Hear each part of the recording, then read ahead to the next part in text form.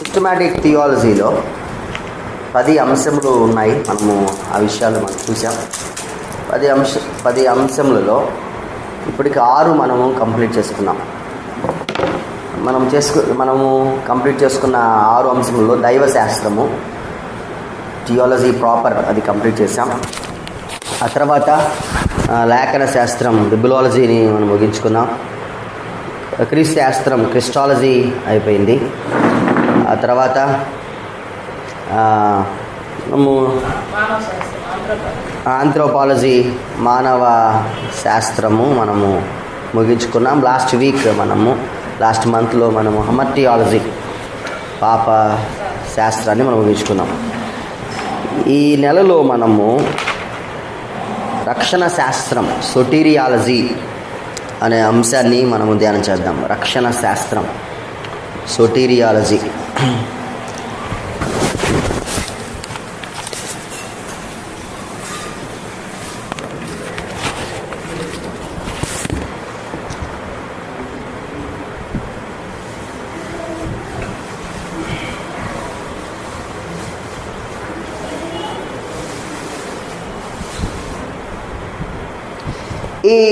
ఈ రక్షణ శాస్త్రం, రక్షణ అనే మాటను మనం చూసినట్లయితే కనుక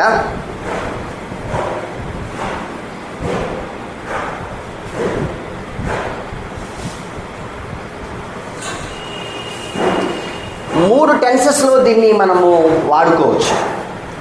3 టెన్సెస్ అంటే వర్తమాన భూత భవిష్యత్ కాలం అంటాం కదా. ఇలా 3 కాలాలలో దీన్ని మనము చెప్పుకోవచ్చు. రాసుకోవాలి మీరు. దీన్ని 3 కాలాలలో మనము చెప్పుకోవచ్చు.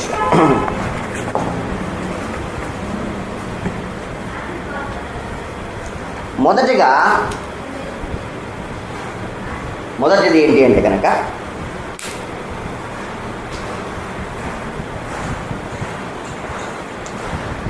పాపము నుండి పాపం ద్వారా వస్తున్న శిక్ష నుండి ఒక విశ్వాసి తప్పించబడుట. పాపం ద్వారా వస్తున్న శిక్ష నుండి ఒక విశ్వాసి తప్పించబడుట. లేకపోతే తప్పించబడుట అనే మాట కంటే రక్షించబడుట అనే మాట రాస్తే బాగుంటుంది. పాపం ద్వారా వస్తున్న మరణము నుండి విశ్వాసి రక్షించబడుట. పౌలు ఎఫెసీయులకు రాసిన పత్రిక 2వ అధ్యాయం, ఎఫెసీయులకు రాసిన పత్రిక 2వ అధ్యాయం 8వ వచనం.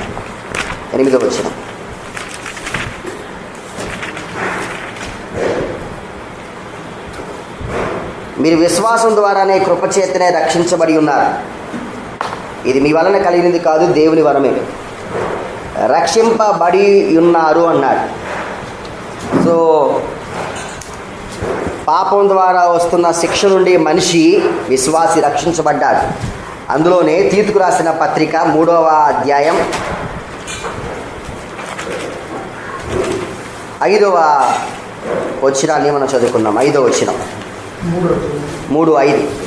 మనము నీతిని అనుసరించి చేసిన క్రియల మూలంగా కాక తన కనికరము చొప్పునే పునర్జన్మ సంబంధమైన స్నానము ద్వారాను పరిశుద్ధాత్మ మనకు నూతన స్వభావం కలగజేయటం ద్వారాను మనలను రక్షించెను.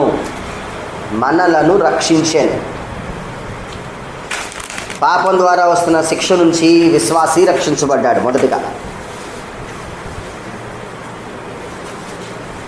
రెండవది,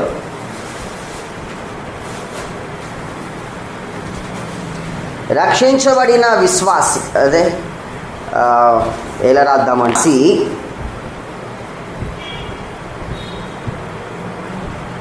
అనుదిన పాపము నుండి కూడా, రెండవది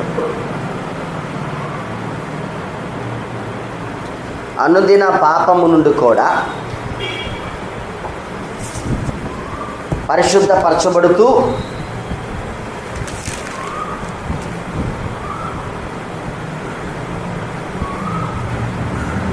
భద్రపరచబడి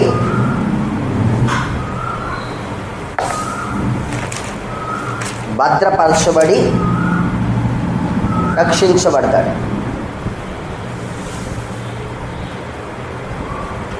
హెబ్రీ రాసిన పత్రిక 7వ అధ్యాయం 25వ వచనం.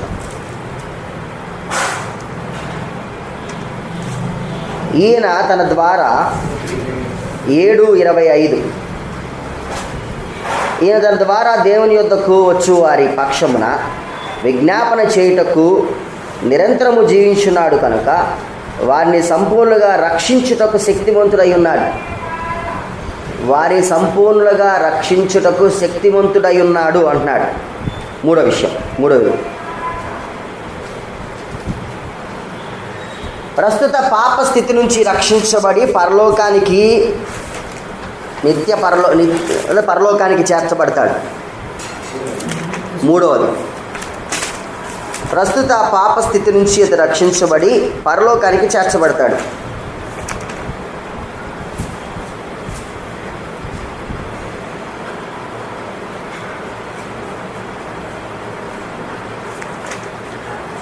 రోమిలకు రాసిన పత్రిక 5వ అధ్యాయం 9-10 వచనాలు. 5వ అధ్యాయం 9-10 వచనాలు. కాబట్టి ఆయన రక్తం వలన ఇప్పుడు నీతిమంతుడిగా తీర్చబడి మరింత నిశ్చయముగా ఆయన ద్వారా ఉగ్రత నుండి రక్షించబడుదుము. ఎలైనగా శత్రువుమై ఉండగా ఆయన కుమారుని మరణం ద్వారా మనము దేవునితో సమాధానపరచబడిన ఎడల సమాధానపరచబడిన వారమై ఆయన జీవించుట చేత మరి నిశ్చయముగా రక్షించబడుదుము. మీరు గమనిస్తే కనుక 3 విషయాలు అక్కడ ఉన్నాయి. ఒకటి, రక్షించబడ్డాం. రెండోది, రక్షించబడుతూ ఉన్నాం. మూడోది, రక్షింపబడతాం. ఇప్పుడు ఆల్రెడీ మనం రక్షించబడ్డాం. ప్రతిరోజు మనము రక్షించబడుతూ ఉంటాం. మూడోది, ఒకరోజు మనము రక్షింపబడతాం. మీకు అర్థమై ఉండాలి. సో ఈ రక్షణ అనేది ఆ దినమున ప్రారంభించబడి ఇప్పటికి కొనసాగుతూ రాబోతున్న పరలోక పట్టణానికి కూడా మనల్ని అప్పటి వరకు మనం రక్షించబడుతున్నట్లుగా తెలుస్తుంది. సో రక్షణ ఆర్డర్ ఆఫ్ సాల్వేషన్ మనం రాసుకున్నట్లయితే కనుక ఆర్డర్ ఆఫ్ సాల్వేషన్, రక్షించబడటానికి ఆర్డర్ ఏంటి?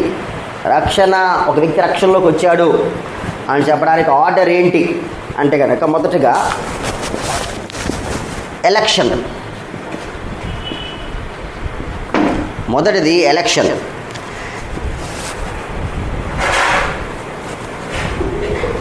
రక్షించబడటానికి దేవుడు ప్రజలను ఎన్నుకొనుట. రక్షించబడటానికి దేవుడు ప్రజలను ఎన్నుకొనుట, ఎలక్షన్. రెండవది గాస్పల్ కాల్, సువార్త పిలుపు. రెండవది సువార్త పిలుపు. సువార్త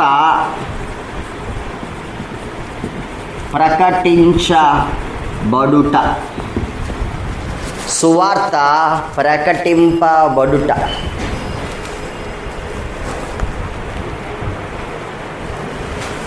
మూడవది రీజనరేషన్, కొత్తగా జన్మించుట.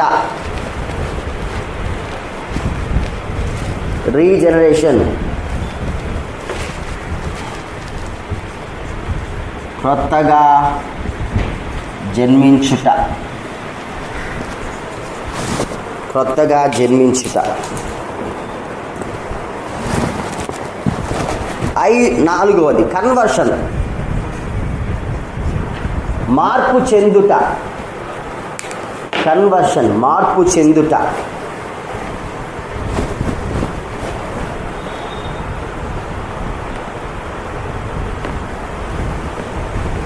కన్వర్షన్, మార్పు చెందుట. ఇందులో 2 విషయాలు మనం చూస్తాం. ఒకటి విశ్వాసము మరియు repentance, పశ్చాత్తాపము.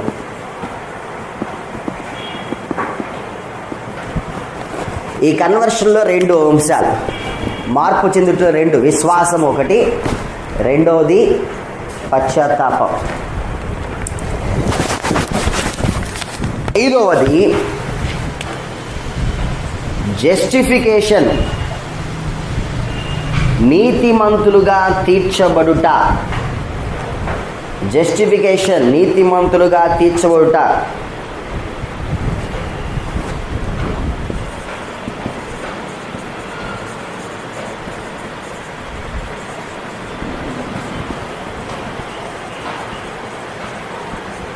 Right legal standing before God. న్యాయబద్ధంగా ఏమంటారు లీగల్ అంటే? తండ్రి అనే దేవుని ఎదుట నిలబడుట. మనం చట్టపరంగా తండ్రి అనే దేవుని ఎదుట నిలబడుట. జస్టిఫికేషన్, నీతిమంతులుగా తీర్చబడుట. ఏం జరుగుతుంది? ఆ నీతిమంతులుగా తీర్చబడుటలో ఏం జరుగుతుంది అంటే కనుక, చట్టపరంగా లీగల్గా మనము తండ్రి అయిన దేవుని ఎదుట నిలబడతాము. ఎందుకు నిలబడగలము అంటే కనుక మనము జస్టిఫై చేయబడ్డాం, నీతిమంతులుగా తీర్చబడ్డాం కాబట్టి. ఆరవది అడాప్షన్. మీకు ఈ మాటలు ఎందుకు మీకు చెప్తున్నానంటే, నేను డైరెక్ట్గా తెలుగులో రాసేది, కానీ ఎప్పుడైనా పొరపాటున ఎవరైనా ఈ మాటలు ఉపయోగిస్తే ఏంటి అట్లా కొత్తగా ఉంది మాకు అనిపించకుండా ఉండాలి మీకు. ఓకే, అంటే నీతిమంతులుగా రాసుకోగలరా, అడాప్షన్ జస్టిఫికేషన్ రాసుకోగలరా? ఓకే, నెక్స్ట్ అడాప్షన్ తెలుగులో రాస్తున్నా, ఇంగ్లీష్ చెప్తున్నాను. కుటుంబ సభ్యులుగా చేయుట.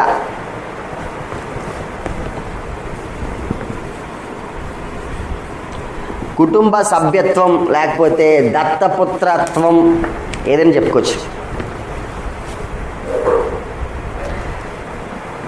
దేవుని బ్రాకెట్లో దేవుని కుటుంబంలోనికి సభ్యత్వం. దేవుని కుటుంబంలోనికి సభ్యత్వం, మెంబర్స్ మనం.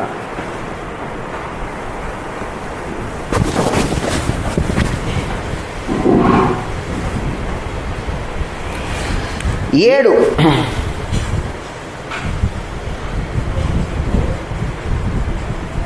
పరిశుద్ధపరచబడుట, శాంటిఫికేషన్. పరిశుద్ధపరచబడుట, శాంటిఫికేషన్, పరిశుద్ధపరచబడుట.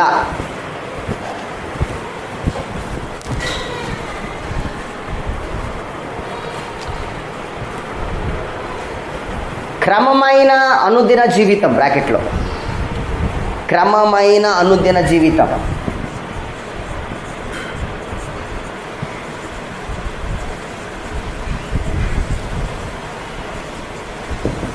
క్రమమైన అనుదిన జీవితం.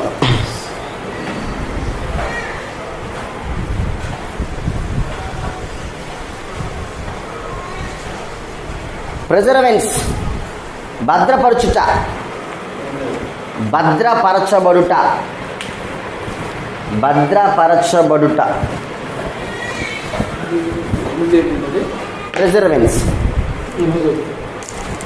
8.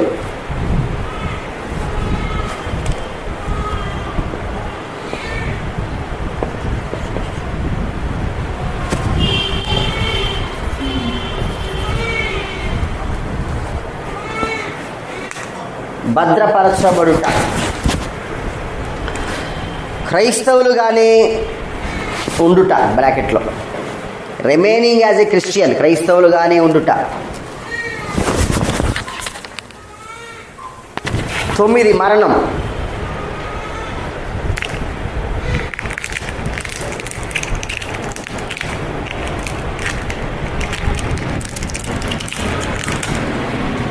మరణం, డెత్. దేవునితో ఉండుట.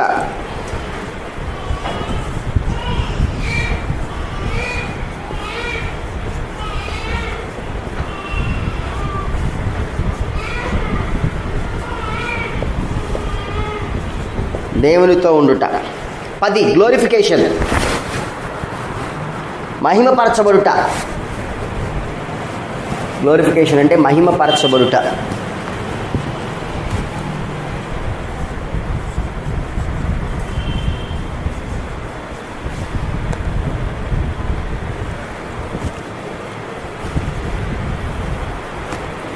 పునరుద్ధాన శరీరమును పొందుట. పునరుద్ధాన శరీరమును పొందుట. కామన్ గ్రేస్, కృప, సాధారణమైన కృప. నేను సాధారణమైన కృప అన్నాను అంటే గనక ఇంకో కృప ఉందని అర్థమైపోయింది.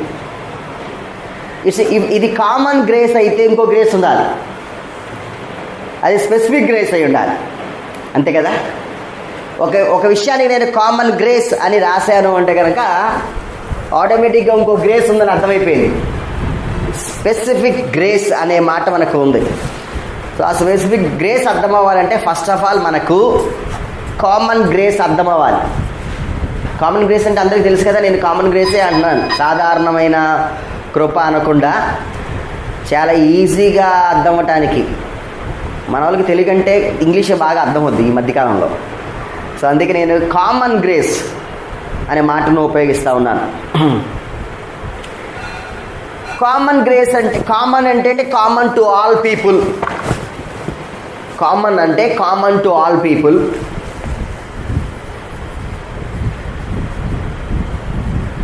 కామన్ టు ఆల్ పీపుల్, ప్రజలందరికీ ఇది కామన్గా జరిగే విషయము అని అర్థమవుతుంది. సో కామన్ గ్రేస్ అన్నాము అంటే కనుక మనుషులు, భూమి మీద ఉన్న ప్రతి మనిషికి ఈ కృప వర్తిస్తున్నట్లుగా అర్థమవుతుంది.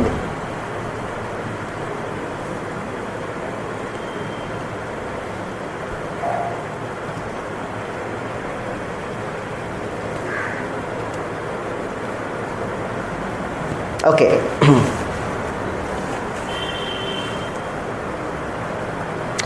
ఈ కామన్ గ్రేస్ వల్ల, కామన్ గ్రేస్ అంటే మనకు తెలిసినట్లుగా కామన్ గ్రేస్ అంటే ఏంటంటే మనుషులందరికీ ఇది వర్తిస్తుంది అన్నాం. ఈ కామన్ గ్రేస్ వల్ల లాభాలు ఏంటి? మొదటి హెడ్డింగ్, కామన్ గ్రేస్ వలన లాభాలు ఏంటి?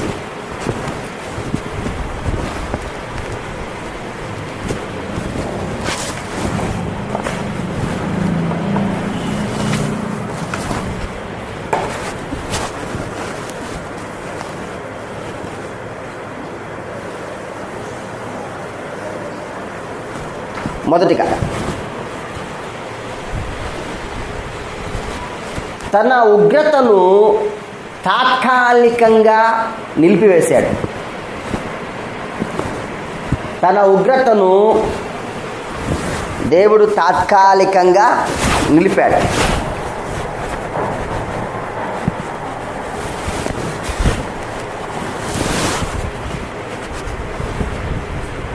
రోమిల పత్రిక 6:23 చూసినట్లయితే కనుక, ఏలయనగా పాపం వల్ల వచ్చి జీతం మరణము, దేవుని కృపావరం అయితే నిత్య జీవానికి మనం నడిపించింది. 6:23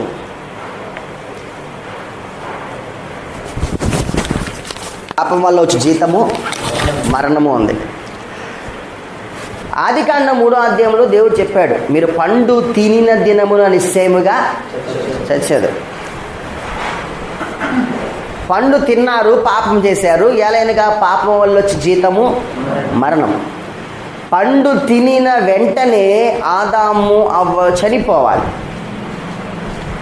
వెంటనే వారు చనిపోలేదు, లైఫ్ ఎక్స్టెండ్ అవుతూ వచ్చింది. కయ్యూను పుట్టాడు, హేబేలు పుట్టాడు. కయ్యూను హేబేలును చంపేశాడు. అప్పుడు ఆదాముకు అర్థమైపోయింది, మరణము వెంటనే మనిషికి రాలేదు, కానీ మరణము మనిషిలోనికి ప్రవేశించింది అని. ఆ తర్వాత ఆదాము ఎదుటి అనేక మంది చనిపోతున్నప్పుడు ఆదాముకు అర్థమైపోయింది, దేవుడు చెప్పిన మాట వాస్తవము, పండు తిని దినమున నిశ్చయంగా చనిపోతారు అని చెప్పాడు. చనిపోతున్నారు మనిషి. ఒక వ్యక్తి పాపం చేస్తే ఆ పాపానికి వెంటనే ఏం రావాలి? శిక్ష రావాలి, ఉగ్రత రావాలి. ఆ ఉగ్రత ఎలాంటిది అంటే కనుక మరణము అంటున్నాం. ఏ మరణము? మరణము అంటే అతను పాపం చేశాడు కాబట్టి అతడు స్పిరిచువల్గా ఆధ్యాత్మికంగా బ్రతికిలేడు అతడు. రెండవది, అతడు ఆధ్యాత్మికంగా బ్రతికిలేడు కాబట్టి ఆత్మలో కూడా అతడు ఎటర్నల్ డెత్ వచ్చింది, నిత్య మరణం వచ్చింది. సో ఫిజికల్ డెత్ వచ్చింది అతనికి, పాపం వల్ల ఫిజికల్ డెత్ కూడా ప్రవేశించింది. పాపం ఏం చేసిందంటే అతనికి physical death, spiritual death and eternal death, శరీర మరణము, ఆత్మీయ మరణము, నిత్య మరణము మనిషికి తీసుకొచ్చింది. కానీ పాపము జరిగిన వెంటనే ఇవన్నీ మనిషికి వస్తున్నాయా? ఇవి మనిషికి పాపం జరిగిన వెంటనే ఏం రావట్లా. పాపం చేసిన వెంటనే మనిషి మరణిస్తున్నాడా? అలా మరణించవలసిన అవసరత వస్తే భూమి మీద ఏ మనిషి బ్రతికి ఉండే అవకాశము లేదు. ఎందుకు అంటే కనుక ప్రతి మనిషి తనకు అంటే ఒక ఆలోచన వచ్చే సమయానికి ఏదో ఒక పాపం చేస్తాడు, పాపంలో వచ్చే జీవితం మరణం అయితే అతను వెంటనే మరణించాలి. అతను ఇప్పుడు మరణించట్లేదు అంటే అర్థం ఏంటో తెలుసా? అతని పైన ఏముంది అంటే కామన్ గ్రేస్ అతని పైన ఉంది. అందుకే భూమి ఇంకా ఎట్లా ఉన్నట్లుగా మనకు అర్థమవుతా ఉంది. ఆదికాండం 5వ అధ్యాయం 5వ వచనం. ఆదికాండం 5:5.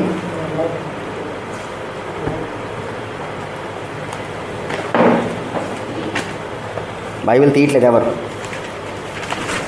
ఆదికాండం 5వ అధ్యాయం 5వ వచనం.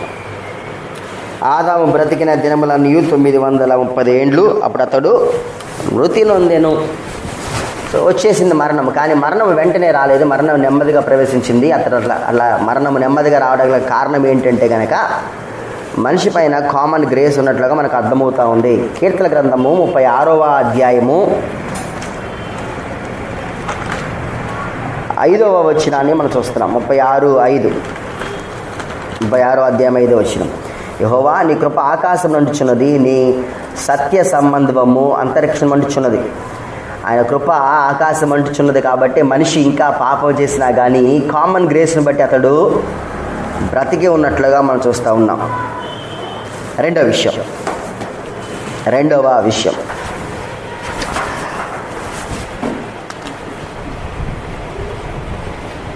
Limits the effects of curse. ఆదాము అవ్వలు పాపం వినాలి. ఆదాము అవ్వలు పాపం చేసినప్పుడు 3వ అధ్యాయంలో దేవుడు మొదటిగా సర్పాన్ని శపించాడు. రెండవది అతడు ఆ సర్పం వెనకాల ఉన్న సాతాన్ని శపించాడు. మూడవది అవ్వను శపించాడు. నాలుగవది ఆదామును శపించాడు. ఇవి మనము ఆల్రెడీ ధ్యానం చేశాం. ఇప్పుడు కామన్ గ్రేస్ ఏం చేసిందంటే ఆ శాపమును లిమిట్లో పెట్టింది. ఆ శాపము యొక్క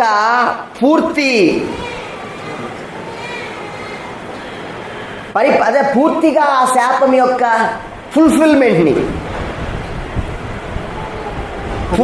శాపం యొక్క రావాల్సిన పూర్తి ప్రవేశాన్ని ఇంకా మనిషి అనుభవించట్లేదు అంటే అర్థమేంటి తెలుసా? Common grace. మీకు ఒక విషయం అర్థం చెప్తాను. ఆదాము అవ్వలు పాపం చేసినప్పుడు అవ్వని పిలిచి అన్నాడు, నేను నిన్ను శపిస్తున్నాను, నీవు నీ భర్తలో నీకు వాంఛ కలుగుద్ది, అతడిని ఏళ్తాడు అన్నాడు. నువ్వు నీ గర్భ వేదన అధికమవుతుంది అన్నాడు. మనకు తెలుసు అన్నమాట. నేను దాని గురించి ఆల్రెడీ ఎక్స్ప్లెయిన్ చేసింది. అంటే అర్థం ఏంటి అంటే కనుక నీ భర్తకు నీకు వైరం కలుగుద్ది అని చెప్పాడు. నీ భర్త నిన్ను ఏలాలనుకుంటాడు, నువ్వేమో ఆయన డామినేట్ చేయాలనుకుంటావు. నీ భర్తలో నీకు వాంఛ కలుగుతుంది, అతను నిన్ను ఏళ్తాడు. నువ్వేమో ఆయన్ని డామినేట్ చేయాలనుకుంటావు, ఆయనేమో నిన్ను రూల్ చేయాలి, అణిచివేయాలనుకుంటాడు.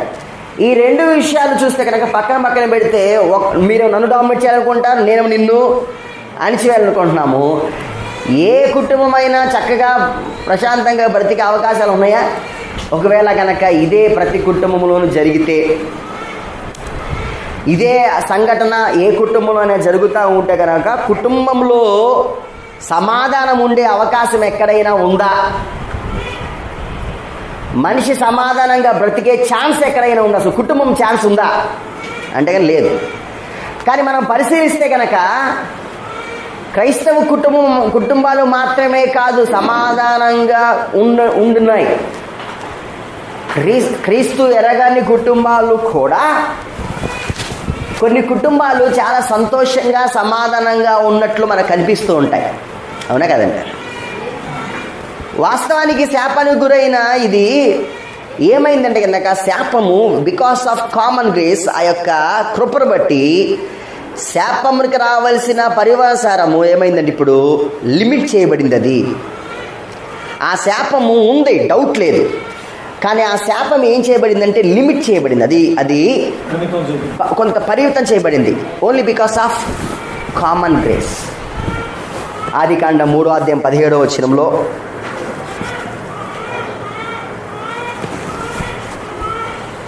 ఆ విషయాన్ని మనం చూడవచ్చు.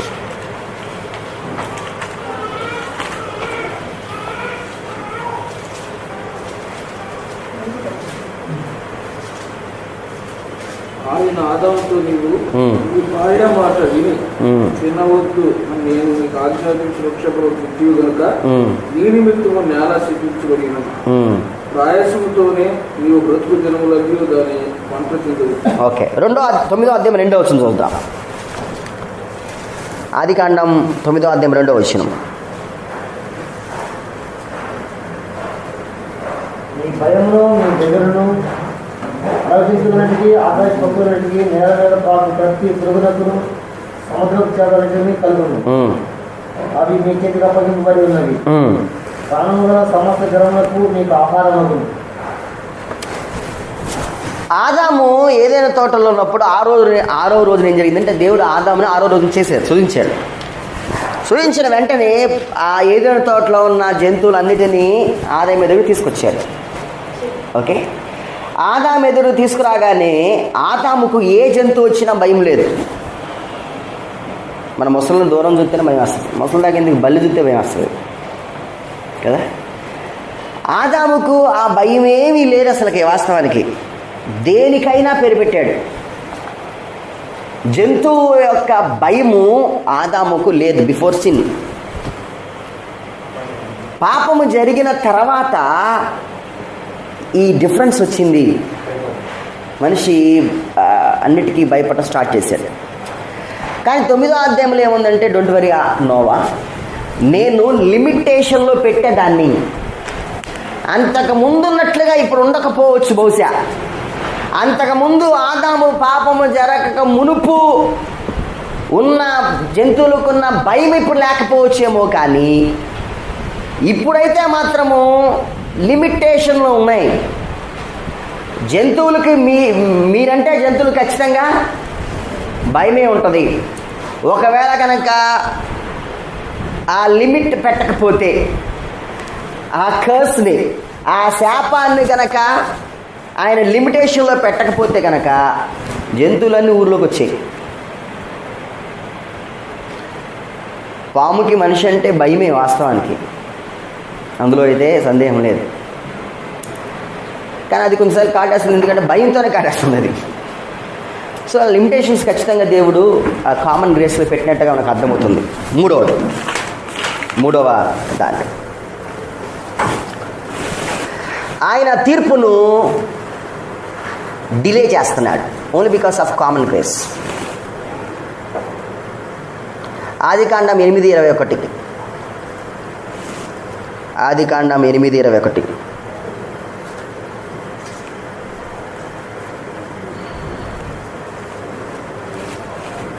ఆయన తీర్పును డిలే చేస్తున్నాడు. చదువుతారా? ఆదికాండము 8:21.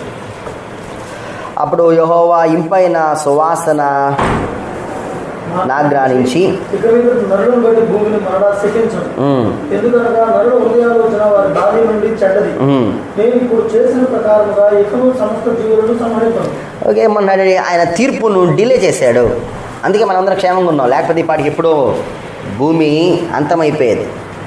డిలే చేస్తున్నాడు తన తీర్పు, only because of common grace. అందులోనే రోమిలు రాసిన పత్రిక 2వ అధ్యాయము 4వ వచనం. అందులోనే రోమిలు రాసిన పత్రిక 2వ అధ్యాయము 4వ వచనం. దేవుని అనుగ్రహము మారు మనసు పొందుటకు నిన్ను ప్రేరేపించుదని ఎరుగక ఆయన అనుగ్రహ ఐశ్వర్యమును సహనమును దీర్ఘశాంతం త్రోకించినావు. సో ఆయన మనల్ని ప్రేమించి కామన్ కృపను బట్టి ఆయన మనల్ని కాపాడుతున్నట్లుగా మనకు అర్థమవుతూ ఉంది. అపోస్తుల కార్యగ్రంథం 17వ అధ్యాయం 13వ వచనం. అపోస్తుల కార్యగ్రంథం 17వ అధ్యాయం 13వ వచనం. 17-13.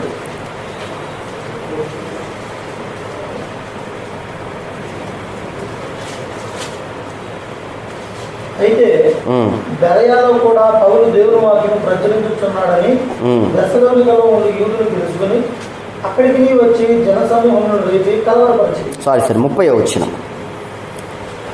ఆ అజ్ఞాన కాలంలో దేవుడు చూసి చూడనట్టుగా ఉండదు. ఇప్పుడైతే అంతటను అందరూ మారుమంచు పొందవాలని పరుషులకు ఆజ్ఞాపించుతున్నారు. కామన్ గ్రేస్ ఏం చేసిందంటే దేవుని యొక్క ఉగ్రత లేట్ చేస్తుంది. ఎందుకంటే అందరూ అంతటా మారు మనసు పొందాలన్నది దేవుని యొక్క ప్రణాళిక అయినట్లు చూస్తాం. పేతురు రాసిన మొదటి పత్రిక 3వ అధ్యాయం 20వ వచనం. పేతురు రాసిన మొదటి పత్రిక 3వ అధ్యాయము 20వ వచనం. దేవుని దీర్ఘశాంతము ఇక కనిపెట్టుచున్నప్పుడు పూర్వము నోహ దినములో ఓడ సిద్ధపరచుండగా అవిధైన వారి యొద్దకు అనగా చెరలో ఉన్న ఆత్మల యొద్దకు ఆయన ఆత్మరూపిగాని వెళ్ళి వారికి ప్రకటించింది. ఆ ఓడలో కొందరు అనగా 8 మంది నీటి ద్వారా రక్షణ పొందిరి. సో ఇప్పుడు కూడా దేవుడు అందరూ అంతటా రక్షించబడాలని దేవుని యొక్క ప్రణాళిక అయినట్లుగా మనకు అర్థమవుతూ ఉంది. ఆ తర్వాత నెక్స్ట్ది, ఆయన పాపాన్ని కామన్ గ్రేస్ ద్వారా రిస్ట్రెయిన్ చేస్తున్నాడు.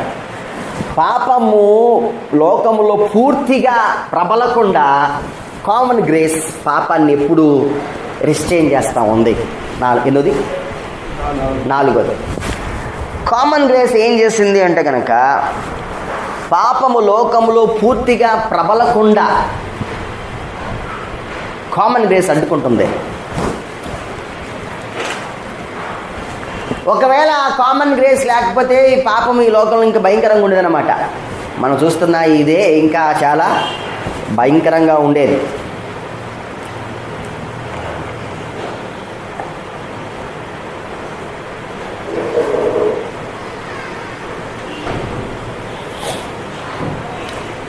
బాబేల్ టవర్ కడుతున్నప్పుడు దేవునితో ఆకాశం వైపు రావాలి అని అంత ఉన్నతమైన స్థితికి రావాలనుకున్నారు వాళ్ళు. అది పాపంగా దేవుడికి గుర్తి దాన్ని రిస్ట్రెయిన్ చేయాలనుకుని భాషలు వారు మార్చారు. ఒకవేళ ఆయన రిస్ట్రెయిన్ చేయకపోతే, దాన్ని కనుక ఆపకపోతే మరి పరిస్థితులు చాలా భయంకరంగా ఉండే. ఆ తర్వాత ఆదికాండం 20వ అధ్యాయంలోకి వెళ్తే కనుక అబీమెలెకు పాపం చేయకుండా దేవుడే ఆపినట్లుగా మనకు బైబిల్ గ్రంథంలో చూస్తాం. సో దేవుడు పాపాన్ని రిస్ట్రెయిన్ చేస్తున్నాడు, అధిగమించకుండా ప్రబలకుండా. దేవుడు తన కామన్ గ్రేస్ని బట్టి దేవుడు దాన్ని ఆపుతున్నట్లుగా మనకు అర్థమవుతుంది. మనము కనుక గమనిస్తే కనుక ఒకవేళ కనుక దేవుడు అది ఆపకపోతే కనుక మనిషి ఇంకా దారుణంగా ప్రవర్తించేవాడు. మనసాక్షి లెక్క ఉండేది కాదు. మనసాక్షి గురించి ఎంత మాత్రం మనిషి ఆలోచించేవాడు కాదు. అతని యొక్క ఆలోచన చాలా భయంకరంగా ఉండేవి. అతను ఎంత మాత్రము ఇంకా మీరు గమనించారా, దేవుడు గవర్నమెంట్ని నియమించాడు. గవర్నమెంట్ కొన్ని రూల్స్ అండ్ రెగ్యులేషన్స్ పెట్టుద్ది. ఆ రూల్స్ అండ్ రెగ్యులేషన్స్ లేకపోతే కనుక నిన్ను గవర్నమెంట్ శిక్షిస్తుంది అన్నాడు. ఒకవేళ గవర్నమెంట్ లేకపోతే ఇండియాలో ఏం లేదంటే శిక్ష లేదు. అంటే వాటికి రూల్స్ అండ్ రెగ్యులేషన్స్ లేవు. రూల్స్ అండ్ రెగ్యులేషన్స్ ఏం చేసినాయి, నిన్ను ఒకటి స్థితిలో ఉండేటట్లుగా చేసినాయి. నిన్ను వాస్తవానికి అవి కంట్రోల్లో నేను పెట్టినాయి. గవర్నమెంట్ పెట్టింది దేవుడే. ఒకవేళ ఆ గవర్నమెంటే లేకపోతే నీ ఇష్టం చుట్టూ ప్రవర్తించేవాడు, అంటే నీకు నచ్చినట్లు జీవించేవాడివి. అప్పుడు పాపం ఏమైందంటే ఎక్కువగా విస్తరించేది, ప్రబలేదు. దేవుడు ఎందుకు గవర్నమెంట్ పెట్టాడు? ఓన్లీ ఆ పాపమును ఆపటానికి. పాపం పూర్తిగా ప్రబలకుండా, పాపం యొక్క పూర్తి రూపము దాల్చకుండా గవర్నమెంట్ ఎప్పుడు కంట్రోల్లో ఉంచుతూ ఉంటుంది. అందుకే పోలీస్ స్టేషన్స్ని దేవుడు ఏర్పాటు చేశాడు. స్టేషన్కి వెళ్ళి న్యాయం జరుగుతుంది. అఫ్కోర్స్ అన్యాయం జరిగినా కానీ మొత్తానికి మాత్రము న్యాయం జరిగే భయం అయితే అట్లీస్ట్ ఉంది కదా. గవర్నమెంట్ని దేవుడు నియమించాడు. ఆ గవర్నమెంట్ పాపాన్ని ఎప్పుడు ప్రబలకుండా ఆపుతూ ఉంది. దేవుడు కుటుంబ వ్యవస్థను పెట్టాడు. ఒకవేళ కనుక ఈ కుటుంబ వ్యవస్థ లేకపోతే కనుక మనిషి తనకి ఇష్టం వచ్చినట్లు ప్రవర్తించేవాడు. మనిషికి జంతువుకు ఏ డిఫరెన్స్, ఏది వ్యత్యాసం ఎంత మాత్రం ఉండేది కాదు. ఇండియన్ కల్చర్లోనికి వెళ్తే కనుక, ఇండియన్ సొసైటీలో కుటుంబ వ్యవస్థకు ఇండియా చాలా ప్రాథమిక మంచి విలువలను ఇచ్చేదిగా ఇండియాలో మనం చూస్తాం. ఒకవేళ ఈ కుటుంబ వ్యవస్థ కనుక లేకపోతే ఒకసారి ఆలోచించేయండి, మనిషి ప్రవర్తన ఎంత భయంకరంగా ఉండేదో. ఈ కుటుంబ వ్యవస్థ కూడా పాపాన్ని ఏం చేసిందంటే ఆపింది. మీకు అర్థమై ఉండాలి, ఈ కుటుంబ వ్యవస్థ కూడా పాపాన్ని ఖచ్చితంగా ఆపింది. గవర్నమెంట్ పాపాన్ని ఆపుతూ ఉంది. అండ్ కుటుంబ వ్యవస్థ కూడా, ఉదాహరణకు ఇప్పుడు పిల్లలు ఉన్నారు, ఎంత కాదనుక తండ్రికి ఏదో ఒక ప్లేస్లో భయపడుతూనే ఉంటారు. సో పిల్లలు క్రమశిక్షణగా పెరగడానికి కుటుంబంలో తండ్రి ప్రాముఖ్యమైన పాత్ర వహిస్తున్నాడు. వివాహం పాపాన్ని ఖచ్చితంగా వివాహం అనే ఈ బంధానికి ఒకసారి కనెక్ట్ అయితే జనరల్గా, అంటే సాధారణంగా చెప్పవలసిన విషయం ఏంటంటే, జనరల్గా మిగతా రిలేషన్స్ అన్నీ ఖచ్చితంగా కట్ అయ్యే అవకాశాలు ఉన్నాయి. ఒకవేళ కనుక వివాహం అనే బంధం లేకపోతే కనుక మనిషి పాపము ఎక్కువగా ప్రబలే అవకాశం ఉంది. కాబట్టి దేవుడు వ్యవస్థను పెట్టినట్లుగా మనకు చూస్తూ ఉన్నాం. సో ఇవి పాపము కామన్ గ్రేస్లో ఉన్న కొన్ని ప్రాముఖ్యమైన విషయాలుగా మనకు అర్థమవుతూ ఉంది. ఈ కామన్ గ్రేస్ వల్ల యూనివర్స్, ఈ లోకమంతా వాటిని కాల్ రిస్ట్రెయిన్, పాపం రాకుండా రిస్ట్రెయిన్ చేయబడినట్లుగా మనకు అర్థమవుతూ ఉంది. దేవుడు ఏ ఏరియాస్లో తన కామన్ గ్రేస్ని వెల్లడిపరిచాడు, ప్రత్యక్షపరిచాడు? నెక్స్ట్ హెడ్డింగ్, ఏ ఏరియాస్లో దేవుడు, నేను చెప్పా ఏ ఏరియాస్లో దేవుడు కామన్ గ్రేస్ని వ్యక్తపరిచాడు. మొదటిగా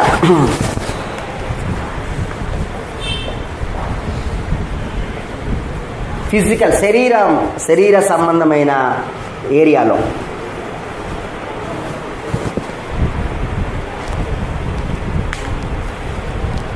శరీర సంబంధమైన ఏరియాలో దేవుడు ప్రతి వారి పైన కామన్ గ్రేస్ని చూపించాడు. మత్తయి సువార్త 5వ అధ్యాయం, మత్తయి సువార్త 5వ అధ్యాయం 44-45 వచనాలు. 44-45 వచనాలు. నేను మీతో చెప్పినదేమనగా, మీరు పరలోకమునందున్న మీ తండ్రికి కుమారులై ఉన్నట్లు మీ శత్రువులు ప్రేమించుడి, మిమ్మును హింసించు వారి కొరకు ప్రార్థించండి. ఆయన చెడ్డవారి మీదను మంచివారి మీదను తన సూర్యుని ఉదయింపచేసి నీతిమంతుల మీదను అనీతిమంతుల మీదను వర్షము కురిపించుచున్నాడు. Common grace. ఇక్కడ నీతిమంతుల మీద వర్షం కాదు, నీతిమంతుల పైన సూర్యకిరణాలు కాదు. ఆయన చెడ్డవారి మీదను మంచివారి మీదను సూర్యకిరణాలు పంపిస్తున్నాడు. అంత మాత్రమే కాదు, ఆయన నీతిమంతుల మీదను అనీతిమంతుల మీద కూడా వర్షాన్ని కురిపిస్తున్నాడు. ఇట్స్ కామన్ గ్రేస్లో ఉన్నాం. అపోస్తుల కార్యగ్రంథం 14వ అధ్యాయం 16-17 వచనాలు. కొంచెం కాలమైన తర్వాత మీరు ఇక నన్ను చూడరు, మరి కొంచెం కాలంలోకి నన్ను చూదని చెప్పాను. కాబట్టి ఆయన శిష్యులతో అపోస్తుల కార్యగ్రంథం 14వ అధ్యాయం 16-17 వచనాలు. ఆయన గత కాలంలో సమస్త జనులు తమ తమ మార్గముల యందు నడవనిచ్చాను. ఆయనను ఆయన ఆకాశం నుండి మీకు వర్షమును ఫలవంతులైన ఋతువులను దయచేయచ్చు, ఆహారం అనుగ్రహించు, ఉల్లాసముతో మీరు హృదయములను నింపుచు, మేలు చేయటి చేత తన గూర్చి సాక్ష్యం లేకుండా చేయలేదని బిగ్గరగా చెప్పాను. మీ హృదయములు సంతోషంగా ఉన్నట్లుగా ఆయనే కారణం. ఎంత క్లియర్ చెప్పాడు. ఇక్కడ రక్షణతో సంబంధం లేకుండా ప్రతి వ్యక్తి చాలా సంతోషంగా ఉంటున్నాడు. అవునా కాదా? కేవలం రక్షించబడిన వ్యక్తి మాత్రమే సంతోషం ఉండటం కాదు. రక్షించబడిన వ్యక్తి ఆ మాటకు వస్తే క్రైస్తవుడికి మాత్రమే కాదు సూర్యకిరణాలు వర్షం వస్తుంది. ప్రతి వారికి వస్తుంది వర్షం, ప్రతి వారి పైన సూర్యకిరణాలు పడతానే ఉన్నాయి. అపోస్తలుల కార్యగ్రంథం 14వ అధ్యాయం ప్రకారము 16-17 వచనాల ప్రకారం కనుక మీరు చూస్తే, ప్రతివాడు హృదయము సంతోషంగా ఉండాలి గల కారణం ఫలవంతులైన ఋతువులు దయచేస్తున్నాడు. ఋతు క్రమం చక్కగా ఉండగల కారణం నాకొక్కటి కాదు, వేరే వాళ్ళకి కాదు, అందరికి సమానం ఉంది. Only because of common grace. కీర్తన గ్రంథం 145వ కీర్తన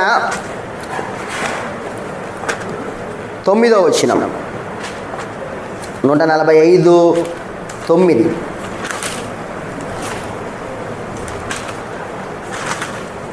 చదువుతారా?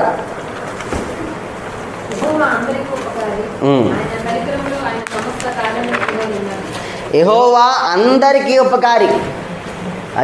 అది కామన్ గ్రేస్ అంటే. 15-16 వచనాలు. 145, 15-16.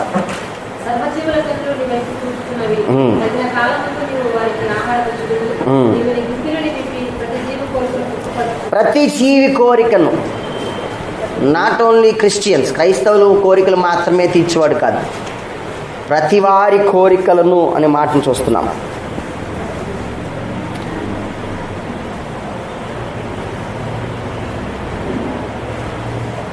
నెక్స్ట్, ఆలోచన విధానములో జ్ఞానములో అనొచ్చు. రెండవది జ్ఞానములో. మొదటిగా ఏ ప్రాంతంలో అంటే శరీరములో. రెండోది జ్ఞానం. క్రైస్తవుడు మాత్రమే కాదు జ్ఞానం కలిగి ఉన్నది.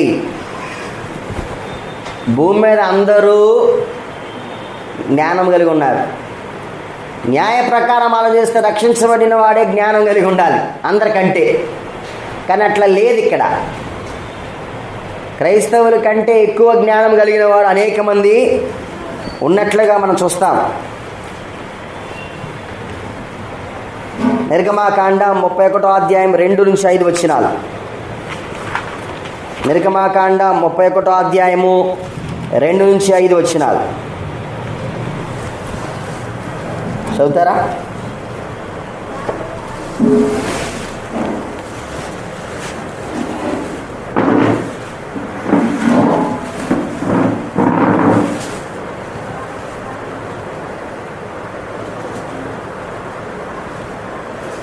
చదవాలి.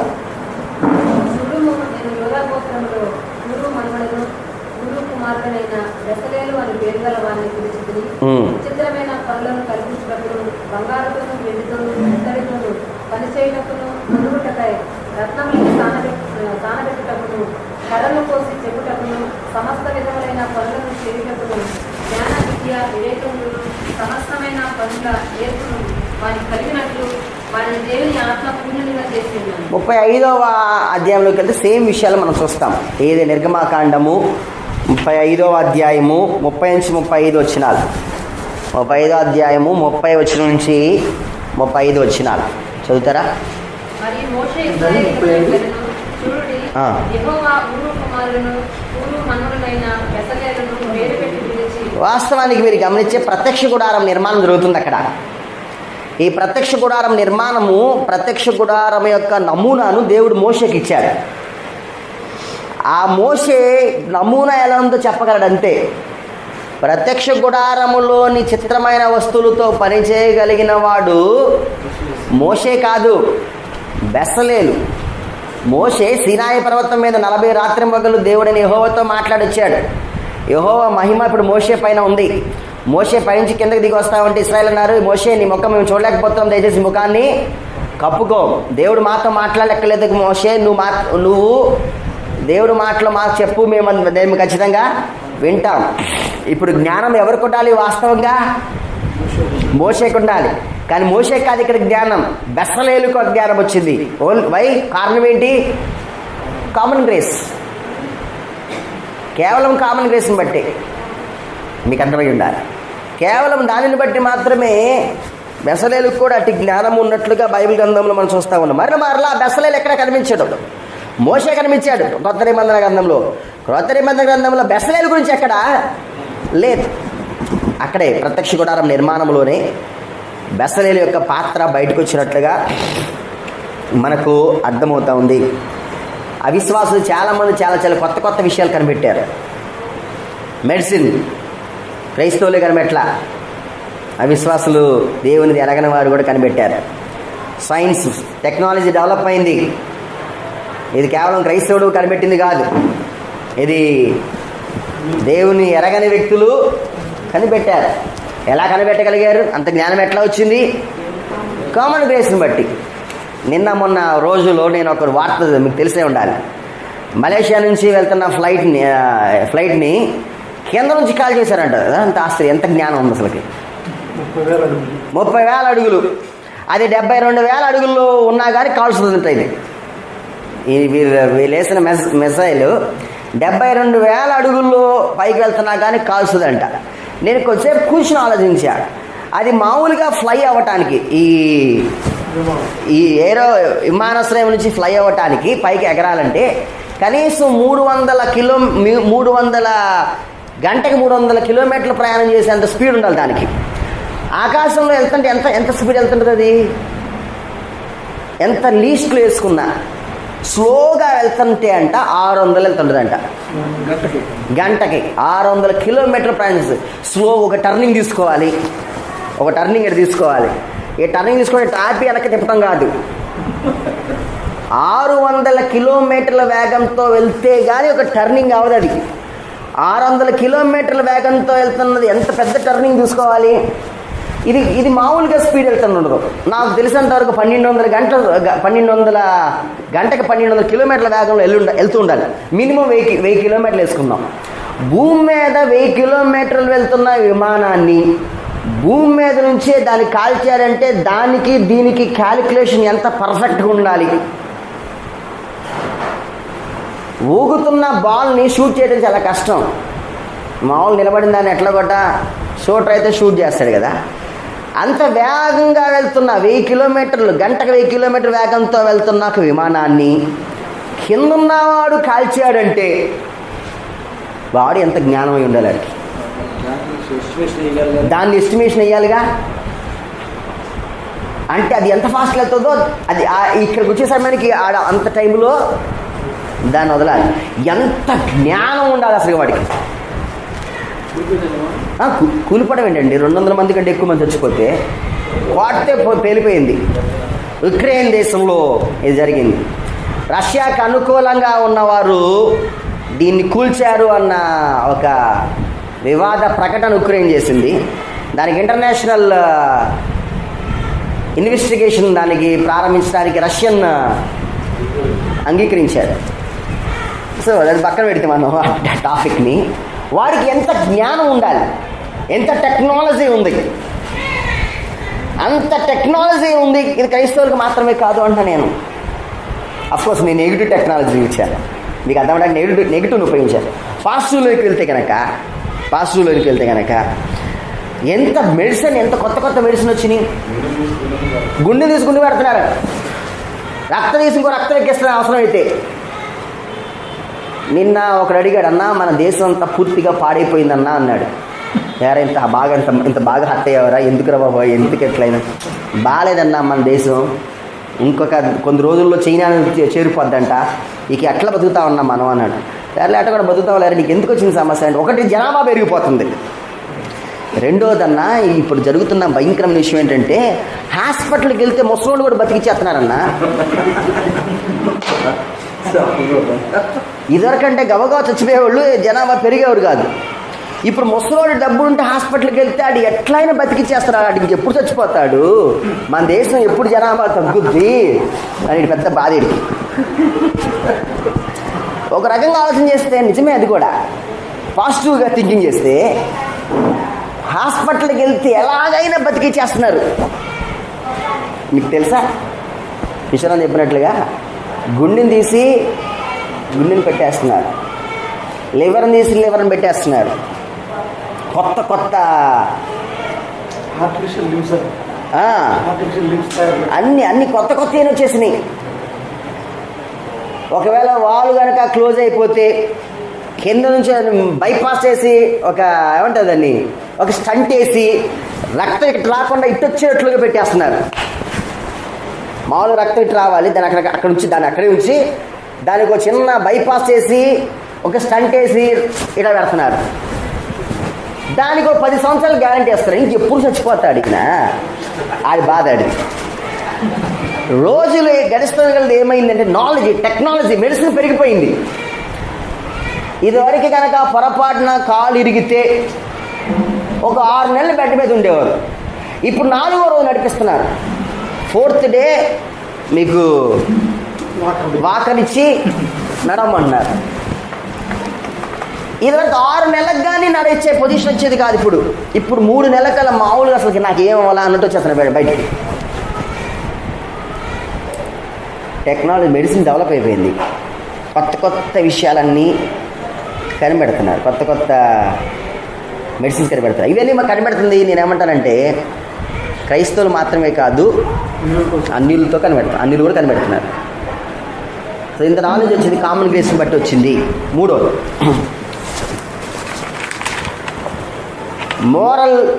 మోరల్ నైతిక ఏరియాలో, నైతికమైన ఏరియాలో క్రైస్తవులు మాత్రమే కాదు నైతికంగా ఆలోచించేసేది, క్రైస్తవులకు మాత్రమే కాదు నైతిక విలువలు కలిగినది.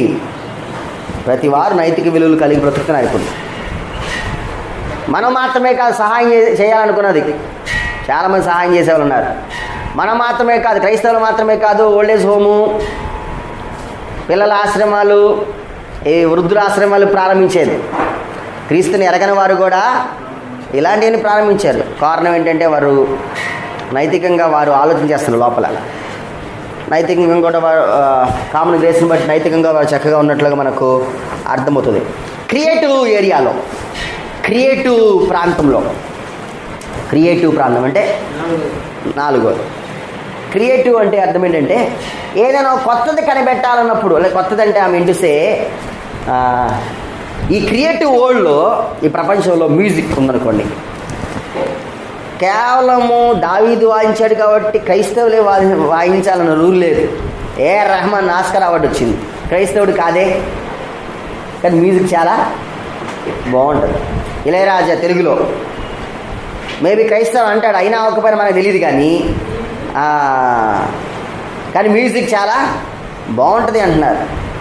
సో ఈ క్రియేటివ్ ఏరియాలో కూడా చాలామంది ఏమంటారు ఉన్నతమైన స్థితిలో నిలిచారు.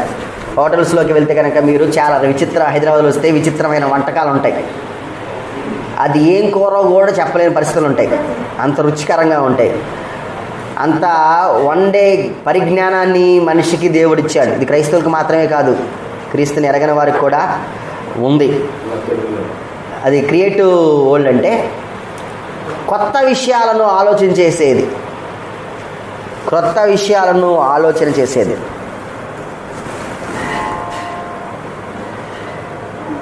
కొత్త విషయాలను ఆలోచన చేసేది. సో ఈ కొత్త విషయాల్లో ఆలోచన చేస్తూ మ్యూజిక్ని ప్లే చేస్తారు, కొత్త కొత్త వంటకాలు వండుతున్నారు. హలీం ఇప్పుడు నడుస్తుంది హైదరాబాద్లో, ఒక్కసారి తిన్నామంటే మామూలుగా ఉండదు.